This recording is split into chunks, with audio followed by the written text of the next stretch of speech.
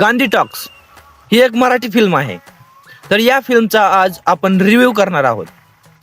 Gandhi talks ही film Marathi माणसाने direct केलेली आहे आणि या फिल्मला ऑल ओव्हर इंडिया रिलीज केलं जात आहे.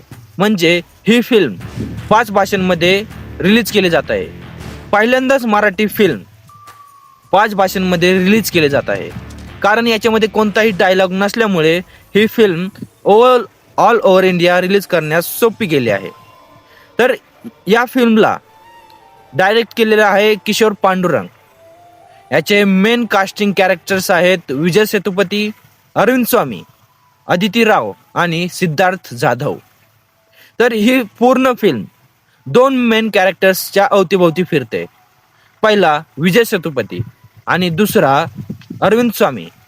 तर विजय सेतुपती हा गरीब घरचा आहे किंवा त्याच्या घरी खूप गरिबी आहे आणि तो गरिबीपासून म्हणजे त्याच्यामध्ये त्याच्या जीवनामध्ये प्रॉब्लेम्स आलेले असतात, ते प्रॉब्लेम्स कसे सॉल्व्ह करतात असे हे दाखवलेलं आहे.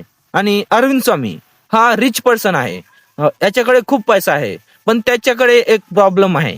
त्याच्या घरचं कोणी ना कोणी टपकतं, यानी त्याच्याकडेही खूप प्रॉब्लेम्स आहेत आणि तो प्रॉब्लेम्स पासून कसे आपली सुटका करतो या फिल्ममध्ये दाखवलेला आहे. तर या फिल्मला 2023 मध्ये ऑल ओव्हर इंडिया म्हणजे इंडियन फिल्म फेस्टिवलमध्ये रिलीज केलं होतं, पण त्याला थिएटर मिळत आहे 2026 मध्ये. ही फिल्म 30 जानेवारी 2026 मध्ये रिलीज केली जात आहे.